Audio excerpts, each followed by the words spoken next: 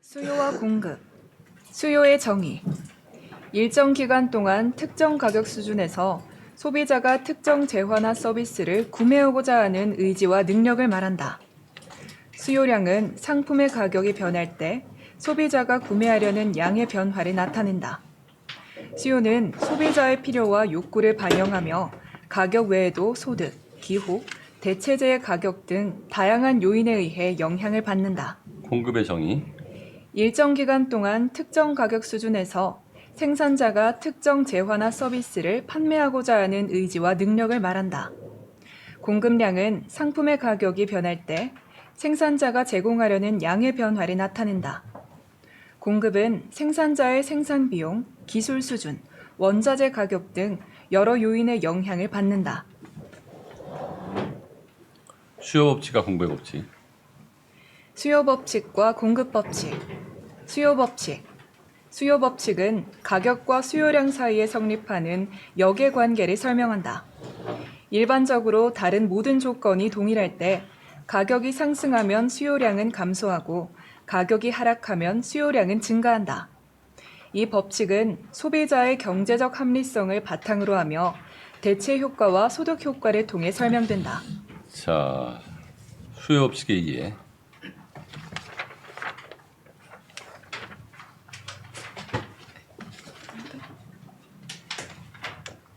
수요 법칙에 의해 얘를 다 나눠줬나요? 똑같은 거?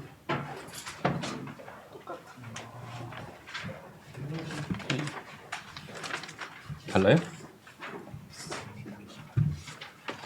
바로 이렇게 넘어가서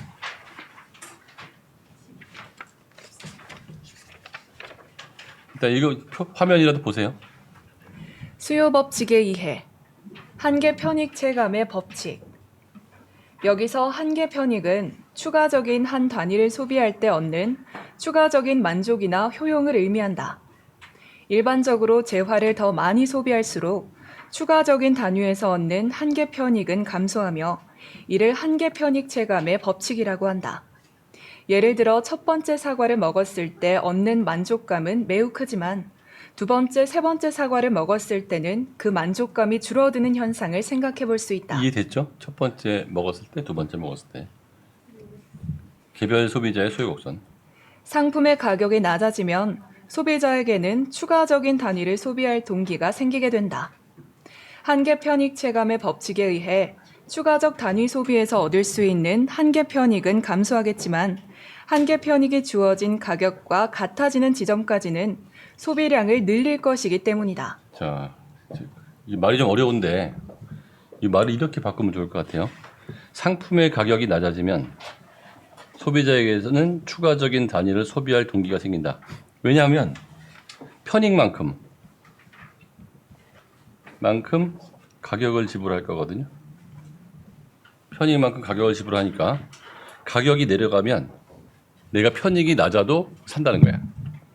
옛날에 그러니까 그 수요 곡선의 가장 큰 의미는 뭐냐면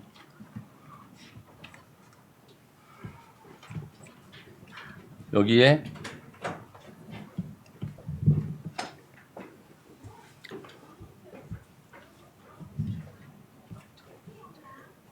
이렇게 돼 있으면 P라는 가격에서 Q라는 양을 산단 말이에요. 그러면 이 P라는 가격의 요 점은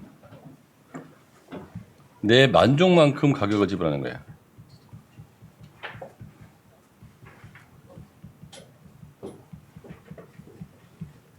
무슨 말인지 알겠습니까?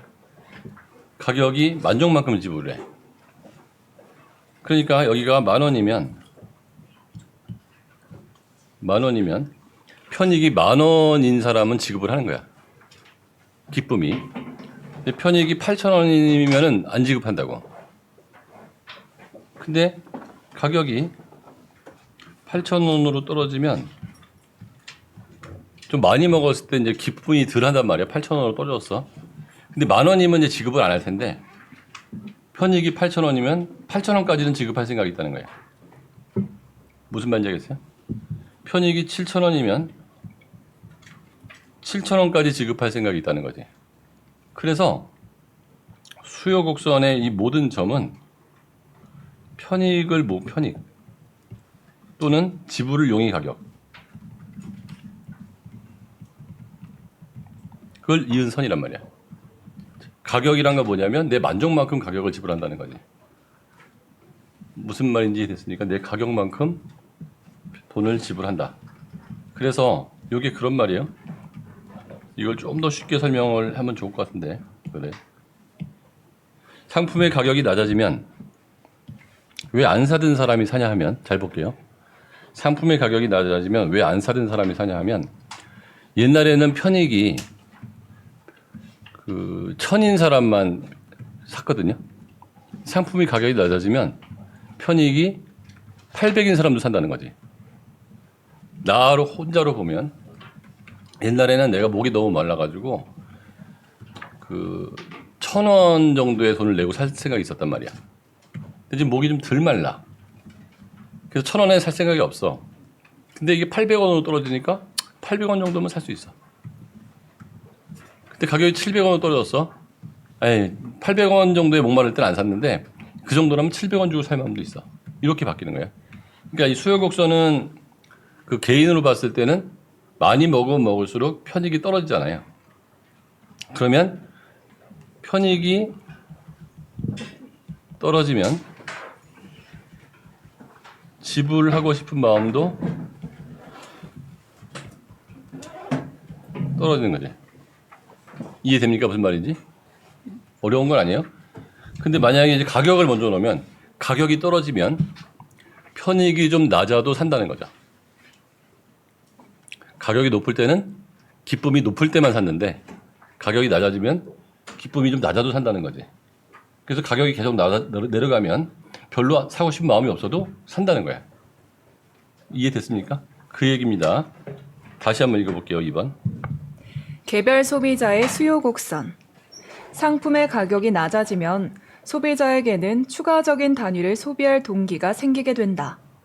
한계 편익 체감의 법칙에 의해 추가적 단위 소비에서 얻을 수 있는 한계 편익은 감소하겠지만 한계 편익이 주어진 가격과 같아지는 지점까지는 소비량을 늘릴 것이기 때문이다. 편익이 낮아졌는데 가격도 낮아지면 산다는 거죠. 즉 소비자는 더 많은 단위를 구매하려는 경향이 생긴다. 반대로 가격이 높아지면 한계 편익이 주어진 가격보다 낮아질 가능성이 커지고 그 결과 소비자는 더 적은 단위를 구매하려는 경향을 보이게 된다. 이거는 내가 이제 얘기하니 더 쉽게 설명해야 돼요. 이렇게 하면은 쉬운 내용이 되게 어렵게 표시가 돼가지고 머릿속에 정리가 잘 안 돼. 그러니까 내가 하는 얘기를 잘 들어봐요. 이런 식으로 설명하는 게 더 좋아요. 수요 곡선을 설명할 때, 자, 설명할 때 이게 잘 들어보세요.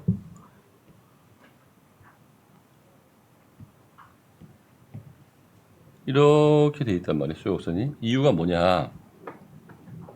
삼다수라고 맨날 얘기하는데 삼다수가 10,000원이에요. 그러면 10,000원에 내가 3개를 사 먹는다는 거지. 왜? 나는 목이 마르니까. 이해됐습니까? 10,000원에 3개를 사 먹을 정도로 목이 말라. 그러면 나의 만족은 얼마예요? 10,000원이라는 거예요. 최소한. 10,000원보다 같거나 커야 내가 10,000원을 내지. 그럼 만족만큼 나는 뭘 낼 생각이 있어요? 돈을 낼 생각이 있죠? 돈을 낼 생각을 지불용의라고 그래요. 돈을 지불할 용의가 있다. 가격. 얼만큼 지불용이에요? 10,000원까지. 10,000원까지. 나는 10,000원까지 지불을 용의할 마음이 있다. 근데 삼다수를 좀 먹었더니 이제 편익이 어떻게 됐어요? 줄어들었잖아요. 그래서 이제 8,000원밖에 편익이 없는 거야. 많이 먹었더니. 그러면 난 얼마까지 낼 생각이 있어요? 8,000원까지 낼 생각이 있는 거죠. 왜? 나의 만족이 얼마니까? 8,000원이니까. 나의 만족이 더 많이 먹으면 이제는 6,000원으로 떨어졌단 말이야. 그럼 나는 얼마까지 낼 생각이 있어? 6,000원까지 낼 생각이 있다는 거지. 그러니까 가격은 언제까지 낼 생각이 있냐면 6,000원까지 낼 생각이 있다는 거야. 왜? 나의 만족이 6,000원이니까.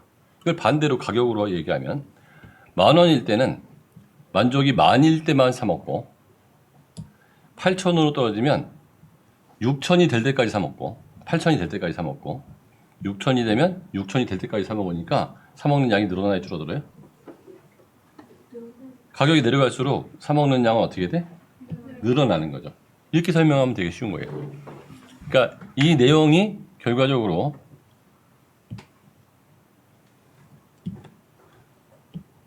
여기에 있는 내용인데 이걸 좀 더 쉽게 설명을 해야 될 것 같아요.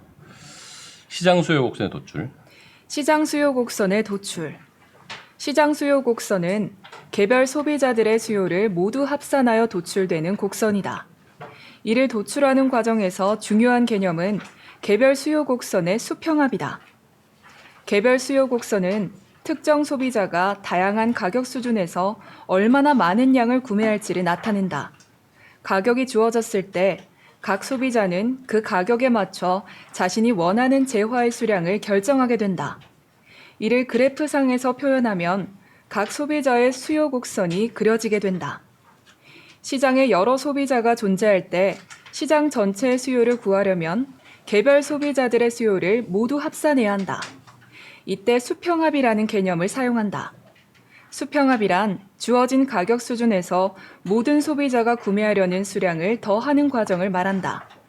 예를 들어 특정 가격에서 A라는 소비자가 3개를 사고 B라는 소비자가 2개를 산다면 그 가격에서의 시장 전체 수요는 5개가 된다. 이를 각 가격 수준에서 반복적으로 계산하여 그래프에 나타내면 가격에 따른 전체 시장의 수요를 나타내는 시장 수요 곡선이 그려진다.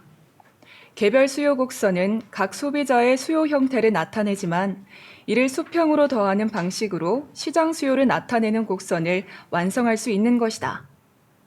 이 과정에서 중요한 것은 가격 수준을 고정한 상태에서 각 소비자의 수요를 더한다는 점이다. 따라서 시장 수요 곡선은 특정 가격 수준에서 모든 소비자가 구매하려는 총량을 반영한 결과라고 할 수 있다. 정작에서 왜 그래프를 자꾸 그리냐면요. 말로 이렇게 길게 쓰는 거를 되게 쉽게 설명할 수 있기 때문에 그래요. 예를 들어서 이 사람의 수요 곡선과 이 사람의 수요 곡선이 있단 말이에요. 아니면 뭐 이런 사람의 수요 곡선이 계속 있을 수 있겠죠. 사람마다 수요 곡선이 달라, 그렇죠? 그러면 여기에 나오는 그림으로만 보면 이 사람은 8달러에 6개를 사고 싶고 이 사람은 8달러에 15개를 사고 싶단 말이에요. 국민이 딱 2명밖에 없다고 하면 8달러에는 6 더하기 5 이런 11이 되네, 그죠? 15네. 21이 되네. 가려졌네. 6 더하기 15에서 21이 되는 거죠. 그래서 개별 수요 곡선을 다 찾을 수 있으면 사람마다 이게 다르겠지만 요 가격에서 요걸 다 더하면 요게 나온다는 거죠. 그게 앞에 설명한 그 얘기예요. 별로 어려운 개념 아니죠? 그러니까 하나의 수요 곡선, 화윤이의 수요 곡선, 뭐 이런 수요 곡선을 이렇게 하나씩 다 더하면 전체 시장 수요 곡선이 나온다, 안 나온다? 나온다는 거예요. 공급법칙. 공급법칙은 가격과 공급량 사이의 정의 관계를 설명하는 경제 원칙이다. 일반적으로 가격이 상승하면 생산자들은 더 많은 이윤을 기대하여 공급량을 증가시키고 가격이 하락하면 공급량을 줄이려 한다. 이 법칙은 한계 비용 혹은 소득 효과와 대체 효과의 측면에서 이해할 수 있다. 공급 법칙의 이해, 한계 비용 체증의 법칙. 한계 비용 체증의 법칙은 생산량이 증가함에 따라 추가로 한 단위를 생산하는 데 드는 비용, 즉 한계 비용이 점차 증가하는 경향을 설명하는 경제 원칙이다. 이는 생산 과정에서 자원이 점차 희소해지고 생산 효율성이 감소하기 때문이다. 초기에는 상대적으로 저비용의 자원이나 생산 방법을 활용할 수 있어 한계 비용이 낮게 유지되지만 생산이 늘어나면서 더 비싼 자원이나 덜 효율적인 생산 방법을 사용해야 한다. 자, 이게 무슨 얘기냐 하면 토지에서 곡식을 만든다 그러면 처음에는 비옥한 땅에서 씨를 심어가지고 곡식을 만들 거 아니에요. 더 많이 만들려고 그러면 좀 안 좋은 땅에서도 계속 곡식을 만들어야 돼, 안 만들어야 돼요? 만들어야 되는 거죠. 그걸 한계지라고 하는데 더 안 좋은 땅에서도 곡식을 계속 만들다 보면 나중에 추가로 만들어지는 곡식의 양이 늘어요, 줄어요? 줄겠죠. 사람으로 치면 그럴게요. 예를 들어 자동차를 만드는데 처음에는 자동차를 잘 만드는 사람이 투입이 되겠지. 나중에는 화가도 투입되고 나 같은 사람이 자동차 만드는데 투입되면 만들겠냐? 무슨 말인지 알겠습니까? 농사도 마찬가지고 사람을 더 투입한다고 그럴 때 처음에 농사를 잘 짓는 사람이 투입될 거 아니야. 나중에는 니네 같은 애들이 들어가서 농사를 짓는다고 그러면 농사 되겠냐고. 안 되겠죠? 그러니까 처음에는 생산성이 되게 높다가 자꾸 생산 요소를 투입할 때마다 생산성이 자꾸 떨어지는 거예요. 생산성이 떨어진다는 거는 수확이 늘어나 줄어들어? 수확이 줄어드는 거죠. 늘긴 느는데 늘어나는 양이 줄어드는 거죠. 그걸 한계의 수학 체감의 법칙이라고 그래요. 계속 예를 들어 처음에는 가장 비옥한 토지나 고성능 기계를 사용해 쉽게 생산량을 늘릴 수 있지만 추가적인 생산을 위해서는 덜 비옥한 토지나 더 비싼 기계를 사용해야 하는 상황이 발생한다. 이런 이유로 한계 비용은 생산량이 늘어남에 따라 점차 증가하는 경향을 보인다. 한계 비용 체증의 법칙은 기업이 생산량을 무한정 늘릴 수 없는 이유를 설명하며 여기에서는 자원의 한계성과 효율성 감소가 핵심적인 요인이다. 자, 개별 생산자의 공급곡선. 개별 생산자는 재화의 가격을 기준으로 자신의 생산량을 결정하게 된다. 이때 중요한 것은 생산자는 가격이 한계 비용보다 높을 때만 추가적인 생산을 고려한다는 점이다. 저 여기 어려운데요. 한계 비용보다 높을 때만 추가적인 생산을 고려한다는 건 뭐냐면 하나를 만들 때 100원이 들면 물건값이 100원이면 만든다는 거죠. 근데 물건값이 50원이면 안 만든다는 거예요. 그냥 100원을 만들었는데 물건값이 50원밖에 안 되면 50원 손해보잖아요. 무슨 말인지 알겠습니까? 내가 하나 만드는데 생산비가 100원이 드는데 물건값이 200원이면 더 만들어야 만들어요? 더 만들죠. 150 생산비가 150원이 돼도 물건값은 얼마? 200원. 180원이 되면 얼마? 200원. 200원이 되면 얼마? 이때까지 만든다는 거죠. 이해됩니까? 무슨 말인지? 내가 생산비가 210원이 되면 더 만들어야 안 만들어요? 안 만들죠. 210원어치 누구 만들어서 200원에 팔면 10원 손해보니까 딱 여기까지만 만든다는 거예요. 이해됐습니까? 자, 그러면 이걸 그래프로 그려보면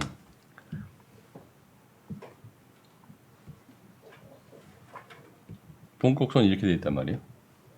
가격이 100원이면 100원의 물건을 만들 수 있는 사람이 50명이 있다는 거죠. 이해됐어요? 근데 가격이 200원으로 돼버리면 이제 70명이 물건을 만든다는 거예요. 이해됩니까? 무슨 말인지? 어떤 사람은 재주가 좋아서 50원에 만들 수 있는 사람은 만들어야 안 만들어요? 만들죠. 이제 가격이 200원으로 오르니까 200원에 만들 수 있는 사람, 100원에 만들 수 있는 사람은 50명. 200원에 만들 수 있는 사람도 이제 20명이 더 만든다는 거죠. 무슨 말인지 이해됩니까? 가격이 300원으로 올라가면 이제는 100명이 만든다는 거죠. 이렇게 얘기할 수도 있고요. 기업이 하나라면 가격이 100원일 때는 50개만 만들어요. 왜? 수학 체증의 비용 체증의 법칙이 있어가지고 더 많이 만들면은 100원보다 비싸지거든. 근데 가격이 200원으로 되니까 사람을 더 투입해서 또 만드는 거야. 이제 효율성 없는 사람도 투입을 하는 거죠. 그래서 70개까지 만드는 거야. 가격이 300원이 되면 사람을 더 투입해서 100개까지 만든다는 거죠. 이해됩니까? 그러니까 결과적으로 이 곡선은 뭐냐면 생산비 곡선이라는 거죠. 왜 생산비 곡선이냐? 가격이 100원이면 이 물건을 만들 때 100원의 생산비로 만들 수 있는 사람만 만드는 거죠. 100원보다 싸거나 100원. 가격이 200원이면 이 물건을 만들 때 200원에 만들 수 있는 사람도 만드는 거예요. 이해됐어요? 가격이 300원으로 올라가면 이 물건을 300원에 만들 수 있는 사람, 300원에 만들 수 있는 사람은 재주가 좋은 사람이에요? 별로 안 좋은 사람이에요? 안 좋은 사람이죠. 그 사람도 만드는 거예요. 이해됩니까? 그러니까 가격이 올라가면 공급량은 이렇게 늘어난다는 거죠. 이해됐어요? 그러니까 공급 곡선은 무슨 곡선? 한계 생산비 곡선이다. 한계 생산비는 하나를 더 만들 때 들어가는 비용을 한계 생산비라고 하거든요. 점점점점이니까. 그 얘기를 이해하고 있으면 나머지는 다 알 수 있을 거예요. 만약 생산 단위의 한계 비용이 현재 시장 가격보다 낮으면 생산자는 이익을 얻을 수 있으므로 더 많은 양을 생산하려고 한다. 반대로 한계 비용이 시장 가격보다 높아지면 추가적인 생산은 손해를 초래하기 때문에 생산을 줄이거나 중단하게 된다. 한계 비용이라는 건 하나를 더 만들 때 드는 비용이 210원이면 시장 가격은 200원이면 줄여야겠죠. 하나를 더 덜 만들어야겠죠. 이해됐습니까? 계속. 따라서 개별 생산자의 공급 곡선은 한계 비용 곡선의 우상향 부분과 일치한다. 가격이 상승하면 한계 비용보다 가격이 높은 구간에서 더 많은 양을 생산하려 하므로 공급량이 증가한다. 이 과정에서 생산자는 한계 비용을 기준으로 공급을 조정하며 시장 가격이 높을수록 더 많은 양을 공급할 수 있는 동기가 생긴다. 마음이 생긴다. 그러니까 시장의 공급 곡선은 한계 비용 곡선이다. 정리하자면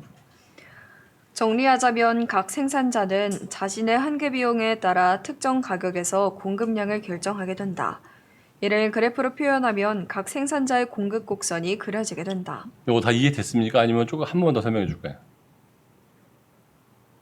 이해 다 됐어요? 응? 반? 자, 다시 설명해 볼게요.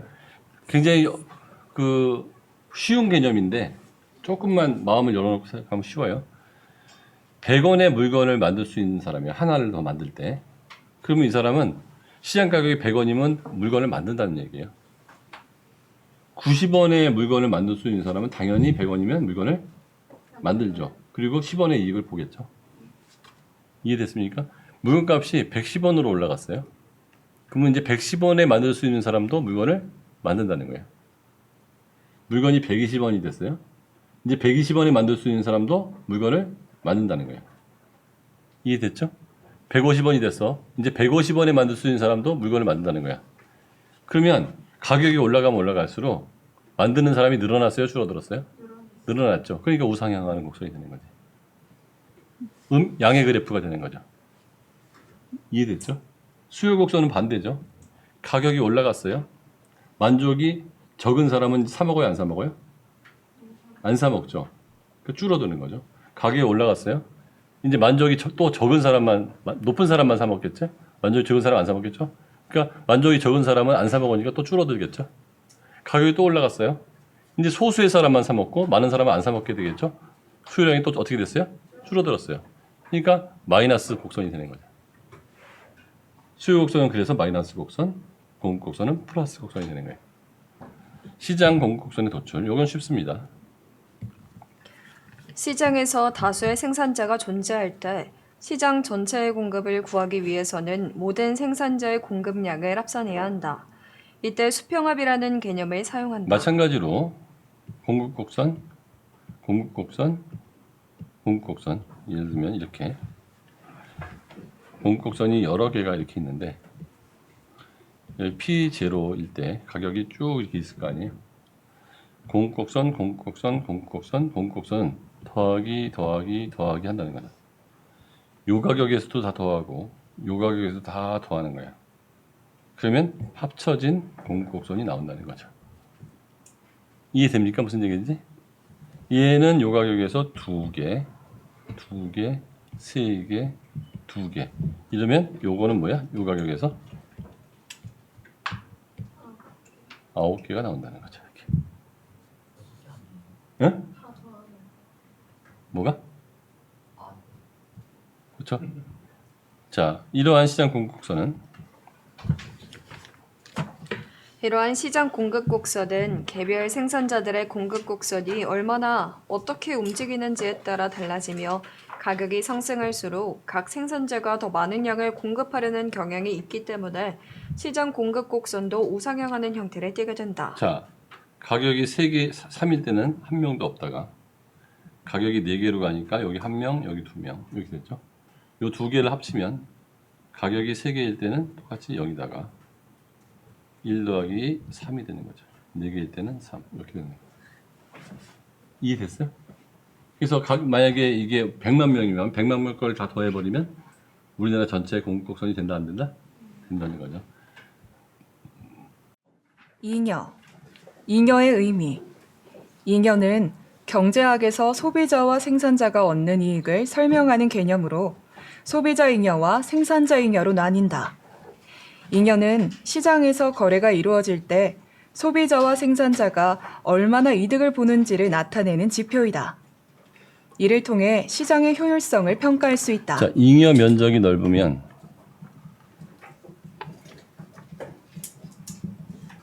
효율성이 큰 거예요. 소비자 잉여 볼게요. 소비자 잉여. 소비자 잉여는 소비자가 어떤 상품이나 서비스를 구매할 때 지불하라고 했던 금액과 실제로 지불한 금액 간의 차이에서 얻는 이익을 의미한다. 예를 들어 어떤 소비자가 1만 원을 주고라도 사고 싶어 했던 상품을 할인된 가격인 8천 원에 구매했다면 이 소비자는 2천 원의 소비자 잉여를 얻게 된다. 소비자가 1만 원을 주고 사고 싶었던 이유는 뭐죠? 자신의 편익이 1만 원보다 크거나 같을 때 그러면 1만 원까지 낼 용의가 있다는 거죠. 그래서 그걸 뭐라고 그래요? 지불 용의 금액이라고 하죠.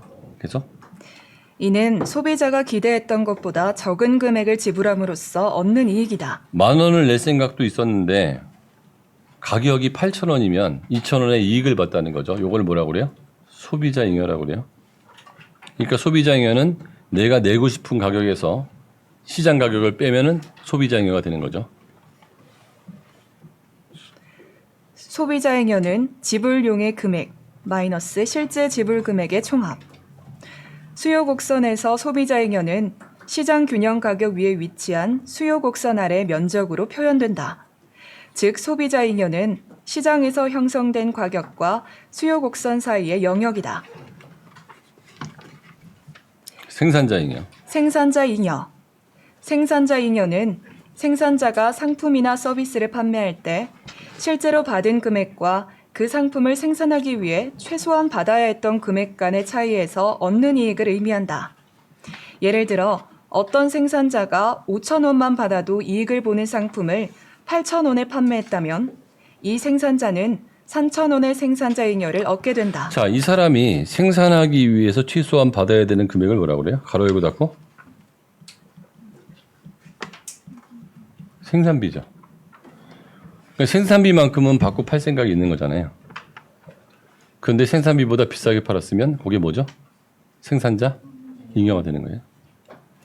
이는 생산자가 기대했던 것보다 더 많은 금액을 받음으로써 얻은 이익이다. 생산자 잉여는 판매자 수취 금액, 시장 가격 마이너스 생산 비용의 총합. 생산 비용이라는 거죠.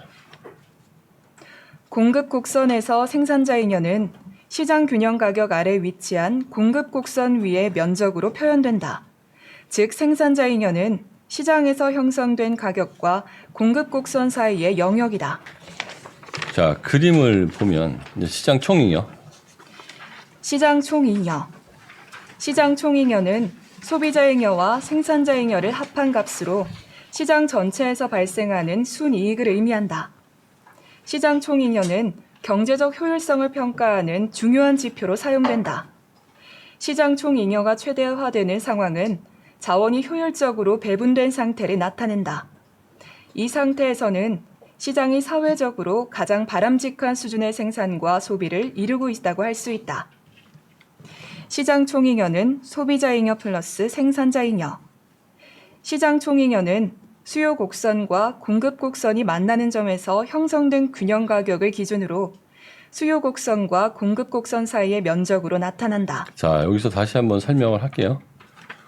가격이 만약에 1,000원인데 시장 가격이 그거는 팔겠다는 사람의 마음과 사겠다는 사람의 마음이 여기서 일치한 점에서 결정되죠. 그런데 여기가 만약에 10,000원이라고 그러면 이 사람은 10,000원을 내고 사고 싶은 마음도 있었잖아요. 근데 얼마에 샀죠? 1,000원에 샀죠. 요게 이 사람이 뭐예요? 소비자 잉여가 되죠. 반대로 어떤 생산자는 이거를 300원에 만들 수도 있었는데요. 시장에서 얼마에 팔죠? 1,000원에 팔죠. 그럼 700원의 이익을 봤어요? 안 봤어요? 봤죠. 이걸 뭐라고 그래요? 생산자 잉여라고 하죠. 이해됩니까? 그러면 이 사람은 왜 300원에 팔 마음이 있었죠? 생산비가 얼마예요? 300원이니까. 이 사람은 왜 10,000원에 살라고 그랬죠? 이 사람의 편익. 만족이 얼마니까? 10,000원이니까. 10,000원이 편익이니까 얼마큼 낼 생각이 있어요? 10,000원까지 낼 생각이 있다는 거죠. 낼 생각이 있다가 지불 용의가 있다. 그걸 지불 용의 가격이라고 그래요. 10,000원을 낼 생각이 있다. 그러면 이 모든 점을 점점점점점점점 아주 세밀하게 다 계산을 한다면 이 전체 면적이 뭐가 되는 거죠? 소비자 잉여가 되는 거죠. 전체 면적이 뭐가 되는 거죠? 생산자 잉여가 되는 거죠. 소비자 잉여와 생산자 잉여가 생길 수 있는 가장 큰 이유는 뭐가 있기 때문에? 시장 가격이 정해져 있기 때문에 누구나 이 가격에서 살 수가 있어서 이게 가능한 거죠. 그러면 이 삼각형의 면적이 최대가 되는 게 뭐라고요? 효율성이 극대화. 근데 이게 면적이 줄어들면 효율성이 줄어든다. 이렇게 얘기하는 거예요. 이해됐습니까? 소비자 잉여와 생산자 잉여의 개념 다 이해됐어요? 재정 정책. 정부는 경기가 과열되거나 침체된 경우 정부 지출이나 조세를 변화시켜 총수요에 영향을 끼침으로써 경제를 조절하는데 이를 재정 정책이라고 한다. 자, 정신 바짝 차리세요. 되게 중요합니다. 경기 침체 시의 재정 정책. 자, 그럴게요. 지금부터 엄청 중요하니까 정신 못 차리면 이제 훅가닥 하는 거야. 보통 때는 읽고 넘어가면 돼요라고 하는 것도 있는데 내가 앞에 이 정도 얘기한다 그러면 진짜 중요한 거 안 중요한 거야?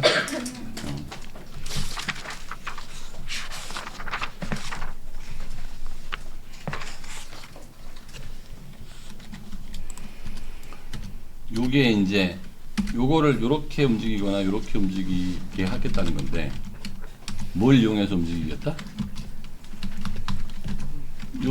요거를 갖고서 이제 움직이겠다는 거잖아요. 이렇게. 그럼 요거를 구성하는 요소가 뭐라고? y 이퀄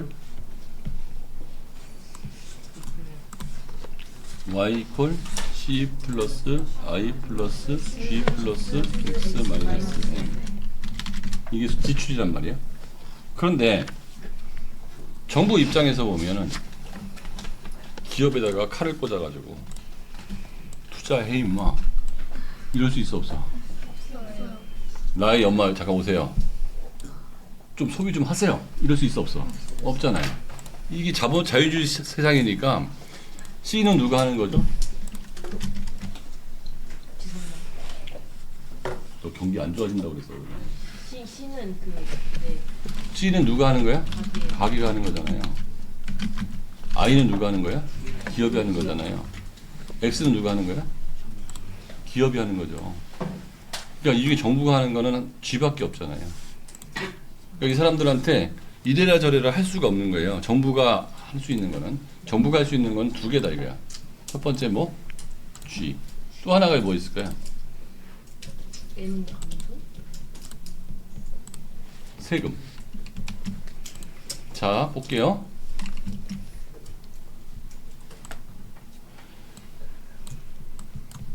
소득 빼기 세금은 무슨 소득?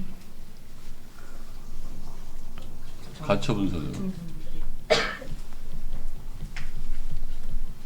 이거는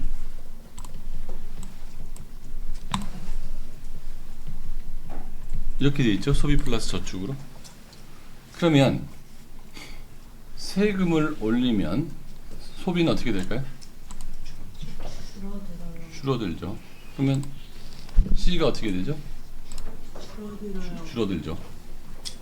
세금을 내리면 가처분 소득이 늘어나니까 소비가 어떻게 되죠? 많아지죠. 세금을 통해서 소비를 늘릴 수 있어요, 없어요? 있죠. 세금을 통해서. 근데 세금을 통해서 쓰는 방법이 좋은 방법은 아니에요. 세금을 줄여주면은 소비는 느는데 정부 지출을 할 수가 없죠. 정부 지출은 세금으로 하니까. 그래서 세율을 갖고도 조절을 하는데 세율은 실제로 잘 손을 안 대요. 왜냐하면 세금을 올리는 것도 힘든데 내렸다가 다시 올리기도 힘들기 때문에 세금을 올렸다 내렸다 하는 거는 사람들로 하여금 굉장히 고통스럽다 이게. 예를 들어서 경기가 좋다고 했는데 세금을 왕창 걷었어. 그럼 사람들이 좋아하겠어 싫어하겠어? 싫어하면 다음에 그 사람 대통령 뽑아줘 안 뽑아줘?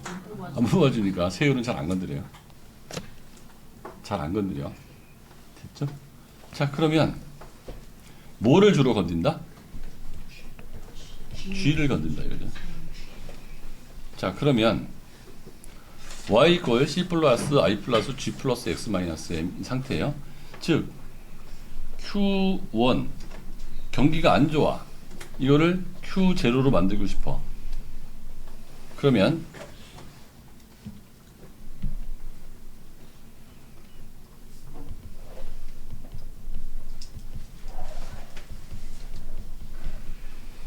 정부가 G를 늘려요. 자, 어떻게 늘리는 방법이 있을까요? 자, 모든 구청 테레비 다 바꿔. 구청에 있는 뭘 다 바꾸라고? 테레비, TV 다 바꿔.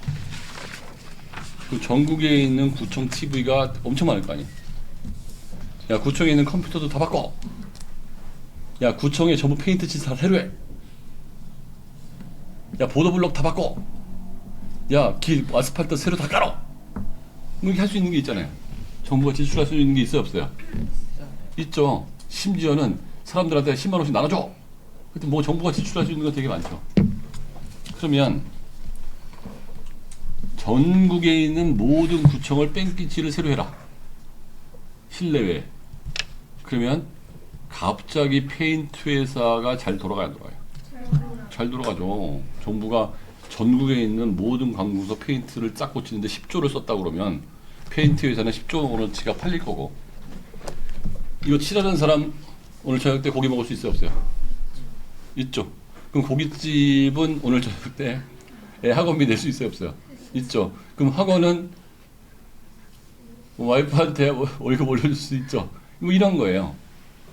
정부가 뺑기칠만 했더니 이게 페인트 칠을 했더니 페인트 가게가 잘 돼. 페인트 가게가 잘 되니까 그 노동자도 잘 돼. 페인트에 납품하는 그 염료 회사도 잘 돼. 페인트에 들어가는 깡통 회사도 잘 돼. 페인트를 옮기는 운수 회사도 잘 돼.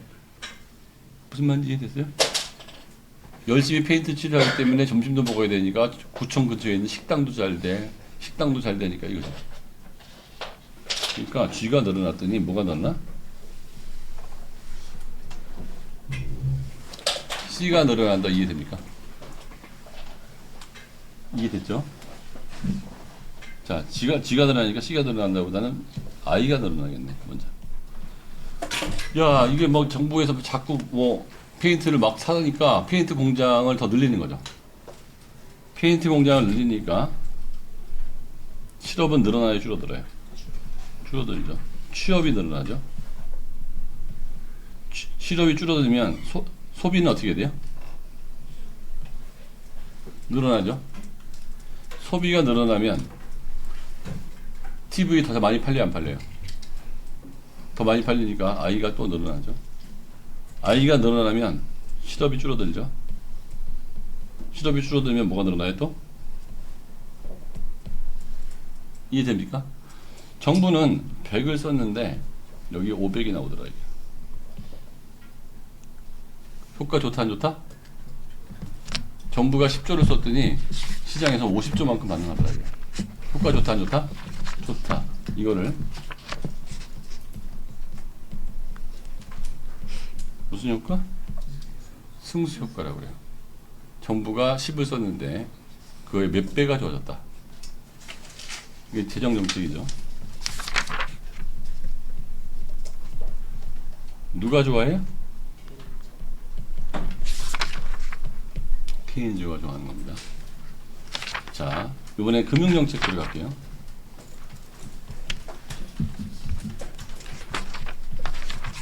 금융 정책은 R과 통화량을 M이라고 하는데 이걸 가지고 조절을 하는 거예요. 자, 볼게요. 잘 들어볼게요.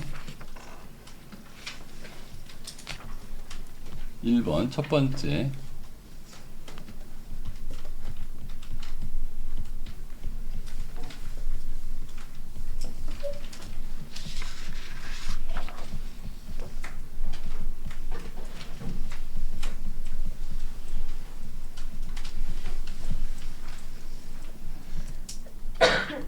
재할인 유전책, 공개시장 조작 정책. 또 뭐가 있지? 지급준비율 정책.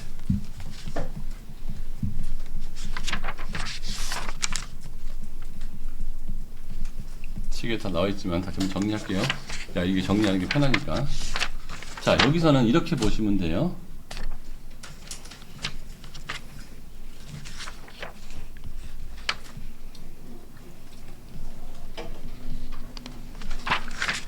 이쪽에 사이드는 국가가 있고요. 오른쪽 사이드는 민간이 있어요. 응? 자, 오랜만에 다시 하겠습니다. 시작.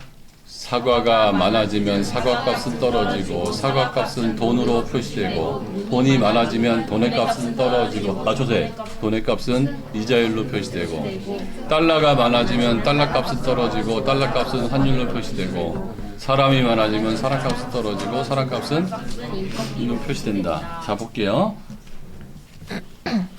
돈이 민간으로 가면 민간의 돈이 많아지죠. 그럼 이자율이 어떻게 돼요? 내려가죠. 돈이 국가로 들어가면 돈이 줄어들죠. 그럼 돈이 적어지면 이자율이 어떻게 돼요? 자, 요거는 이해됐어요? 민간의 돈이 많아지면 이자율이 내려가고 반대로 이자율을 내리면 민간의 돈이 많아지고 이자율이 올라가면 돈이 적어지고 똑같은 얘기예요. 자, 그러면 이자율이 뭔지에 대해서 배웁시다. 정신 바짝 차려요. 이자율은 뭐라고? 돈의 값이죠. 이자율이 올라가면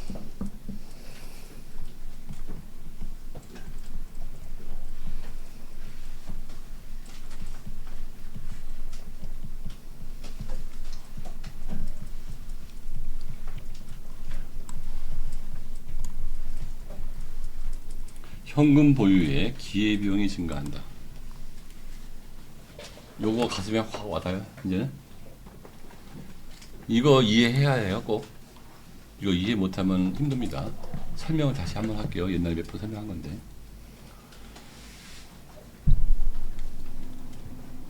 사과는 5,000원 주고 만든 걸래 7,000원에 사잖아요. 사과값은 7,000원이죠. 그럼 이 사람이 2,000원을 먹는 거죠. 돈의 공급자는 누구죠? 가게죠.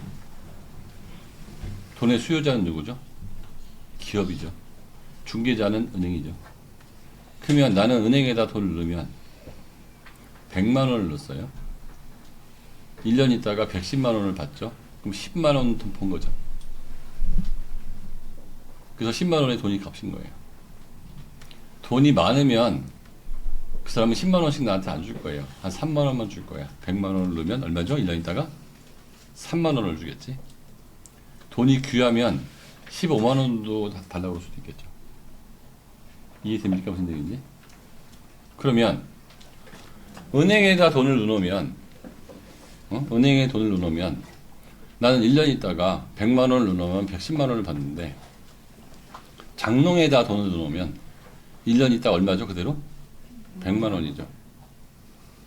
그러면 장롱에다 돈을 넣으면 나는 100만 원을 손해보는 거죠. 네. 그러니까 이자율은 현금 보유의 기회비용이라는 말이 무슨 말인지 알겠습니까? 네. 그러면 이자율이 20%로 오르면 은행에 넣으면 1년 있다 얼마 받죠? 20만 원을 받죠. 120만 원을 받죠. 장롱에 넣으면 100만 원이죠.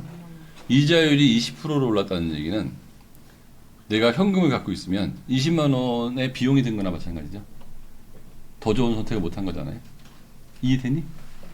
이해돼? 100% 이해돼? 이자율이 1%면 내가 은행에 돈을 넣으면 101만 원이 되는데 현금을 갖고 있으면 100만 원이죠. 근데 만 원 때문에 은행에 가기는 귀찮은 거죠. 그냥 그 돈 손해보고 내가 갖고 있겠다고 생각하는 거예요. 그럼 이자율이 자꾸 올라가고 자꾸 올라가면 내 손해액이 커지는 거예요? 작아지는 거예요? 커지는 거죠. 이자율이 자꾸 올라가면. 실제로 내 100만 원은 줄어들진 않아요. 근데 더 벌 수 있는 걸 자꾸 놓치는 거죠. 선택하지 않은 게 너무 크면은 기회비용이 커진 거죠. 나는 현금을 선택할 수도 있었고 은행에 돈을 넣을 수도 있었잖아요. 근데 현금을 선택했기 때문에 내가 은행 이자를 손해봤다면 현금을 갖고 있는 거에 대한 기회비용이 은행 이자 맞죠? 그러면 은행 이자는 현금 보유에 대한 기회비용이라는 말과 말이 무슨 말인지 같아요? 네. 자, 또 이자율은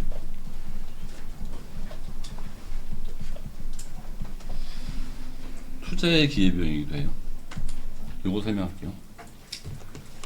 기업이 은행에서 5%로 돈을 빌려서 10%의 이익을 낼 수 있다면 기업은 5%의 돈을 빌리는 게 좋아요? 안 빌리는 게 좋아요? 빌려야죠. 기업에서 10억, 은행에서 10억을 빌려서 이자를 5천만 원을 내고 내가 1억을 더 벌 수 있다면 빌려서라도 투자하는 게 맞아요? 안 하는 게 맞아요? 하는 게 맞죠. 근데 이자율이 20%가 됐어요. 그러면 10%만 이익을 낼 수 있는 사람은 은행에서 돈을 빌려서 투자를 해야 하네요. 안 하죠.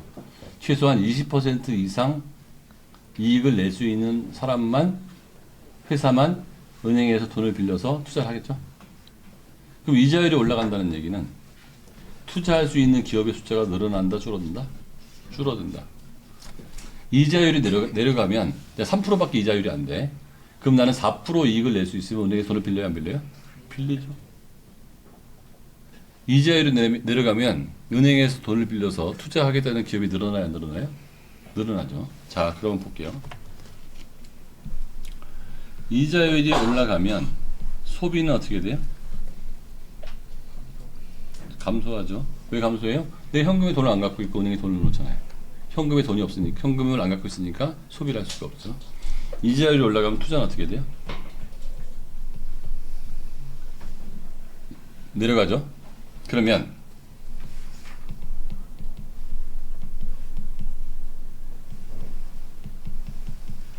이자율이 올라가면 이거 내려가요, 안 내려가요? 내려가죠. 이거 내려가 안 내려가요? 내려가죠. 이거 두 개가 내려가면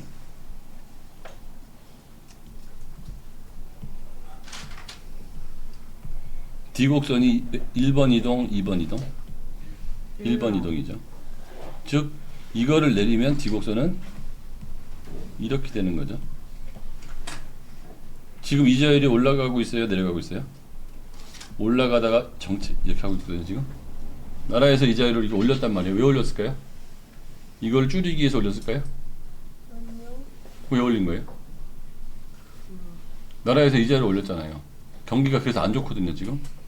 경기 안 좋으라고 나라에서 이자를 올린 거예요? 나라가 그럴 리는 없잖아요. 물가 내. 그렇지. 경기가 문제가 아니고 물가를 내려야겠다. 너 요새 좀 되네. 딴짓 좀 하지 마. 내가 이렇게 예뻐하는데, 그렇지? 지금 2번 칭찬받았잖아. 2번 칭찬받았는데 2번 또 욕먹었잖아. 그러면은 뭐야? 플러스 2, 마이너스 2. 제자리. 그치? 칭찬도 2번. 너 그냥 가만히 있는 게 힘들지? 얼음만 져주거나 맞거나 둘 중에. 어우, 잘한다, 빵. 어우, 잘한다, 빵. 이거 아니야. 그치? 수출도 많이 되고 수입도 많이 되면 빵이네. 무슨 말인지 됐지? 이 물가를 내리기 위해서 이자를 올렸다 이거야. 즉 다시 말하면 경기 침체가 되는 거를 알면서도 불구하고 물가가 너무 올라가면 너무 불안해지니까 물가를 줄였다. 그죠? 그래서 언제 이자율을 다시 내릴까요? 소비가 늘어나는 게 확인이 되면, 투자가 늘어나는 게 확인이 되면 이자를 어떻게 할까요? 다시 내리겠죠.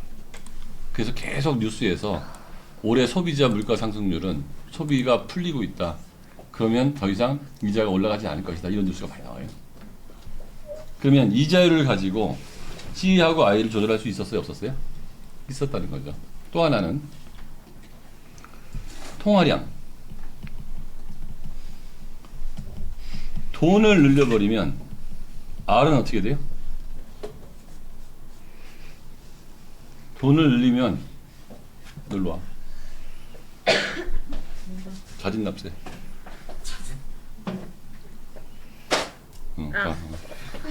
이자율을 늘려버리면 이거 내가 너 때린 거야? 네가 네 머리로 나 때린 거야? 제가 제 머리를 선생님 손에 때렸어요. 그렇지. 내가 너 폭력한 게 아니야, 그렇지? 나 이러고 있었는데 네가 갖다 박은 거야. 자진납세, 그렇지? 강도도 내가 조절해서 네가 조절했어. 네가 조절했지. 자, 이자율이 올라가면, 통화량이 늘어나면 돈이 많아졌으니까 R이 어떻게 돼요? 그러니까 시중에 이자율을 낮추려고 그러면 시중에 돈을 풀면 돼, 안 풀면 돼? 풀면 되죠. 돈을 줄여버리면 시중에 돈이 적어졌어. 돈의 값은 이자율이 어떻게 돼? 올라가요. 여기가 다 따라왔습니까? 네. 재정정책은 아까 다 설명한 거예요. 정부가 주치를 늘렸다 줄였다 하는 거야. 그럼 금융정책 설명할게요. 1번.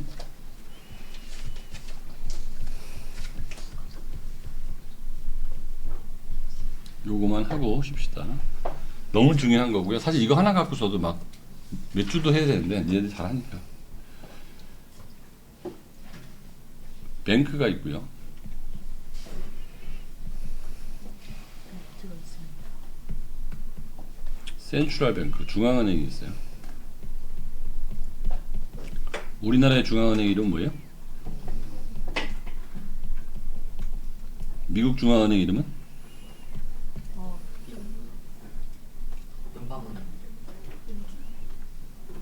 자, 정확하게 미국 중앙은행 이름 뭐예요? 연방은 미연방은 연방 준비 맞아요. 이렇게 돼 있어요. 미국은 한국은행이 있고 미국은 연방준비제도라는 데 있어요. 여기에 개인이 있습니다.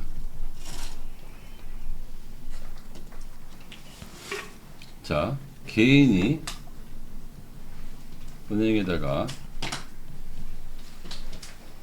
1억을 집어넣습니다. 잘 들어야 돼요. 개인이 은행에다가 1억을 집어넣어요. 그러면 이 1억을 가지고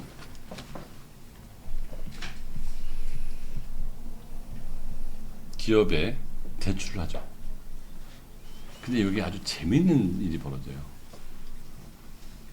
1억을 갖고 왔는데 기업이 은행에서 돈을 빌리면서 가방을 안 갖고 와요. 무슨 말인지 알아요? 가방을 갖고 와, 안 갖고 와? 안 갖고 가고 통장만 받아가요. 너 1억 있다 이렇게 종이로 찍어준 거죠. 통장에다가. 은행 입장에서는 1억이 아직 내 근거에 있어 없어요? 있어요. 있죠. 이해됩니까? 네. B가 왔어요. 나 1억 좀 빌려주세요. 이거 또 빌려주는 거예요. 무슨 말인지 알겠습니까? C가 왔어. 찾아만 안 가면 이 돈 계속 빌려주실 수 없어요. 얘들이 돈을 안 찾아가고 통장에다가 도장 1억 있으면 요거만 받아가지 진짜로 가방 들고 가 돈을 안 가져가는 거야. 그러면 1억 갖고 100억 더 빌려줄 수 있어 없어요? 있어요 없어요? 있죠. 예금이 만약에 5%로 이자를 주고 여기다가 10%로 이자를 받으면 원래대로 하면 이 은행은 얼마만 벌어야 돼요? 1억 갖고서? 500만 원을 벌어야 되죠. 근데 10군데 빌려주면 얼마 벌어요? 5천만 원 벌죠. 20군데 빌려주면 얼마 벌어요? 1억을 벌 수 있죠. 그러면 없는 돈이 막 생긴 거예요? 안 생긴 거예요? 생긴 거죠. 어떤 형식으로 생겼죠? 돈을 빌려주는 형식으로 막 생겨버렸죠. 무슨 말인지 알겠습니까? 왜? 돈을 찾아가니까 안 찾아가니까? 찾아가면 이런 일이 생겨요 안 생겨요? 안 생기죠. 나이가 은행 가가지고 1억 주세요 그러고 1억을 돈 가방 들고 찾아오면은 돈이 없는데 어떻게 빌려줘? 이게 안 찾아가고 쓰기만 하니까 얘네들이 계속 빌려주는 거야. 그러니까 돈이 더 많이 생겼어요 안 생겼어요? 생겼죠? 빌려주는 식으로 돈이 생겼죠? 그래서 이걸 뭐라고 하는지 아는 사람?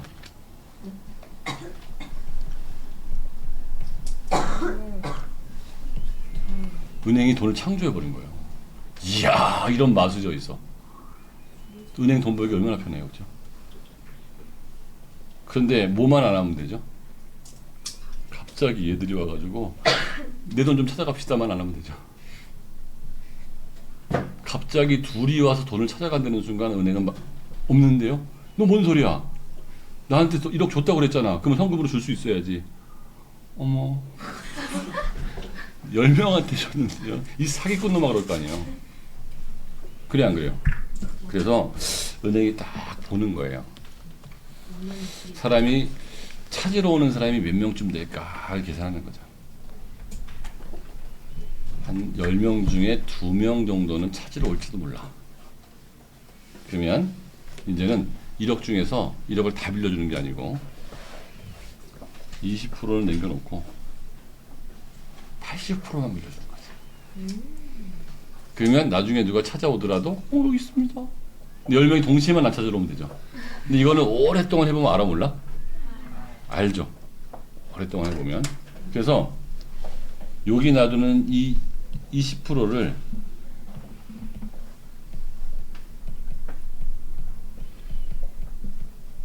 뭐라고요?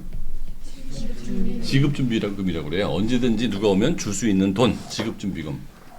요거를 누가 결정했어? 은행이 결정했죠.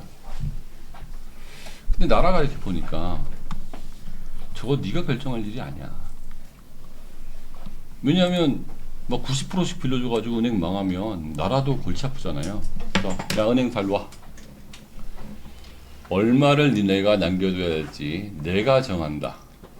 그리고 난 니네들 못 믿겠으니까 고객들이 낸 돈 중에서 지급준비금만큼은 나한테 갖고 와. 내가 보관할게. 이해됩니까? 그래서 이 지급준비금을 한국은행이 가져갑니다. 갖고 와. 달래면 언제든 줄 테니까 갖고 와. 은행은 갖고 오는 거죠. 자, 그러면 이게 민간이에요? 나라예요? 민간이죠. 나라 입장에서는 요거를 낮추고 싶으면 어떻게 하면 되죠?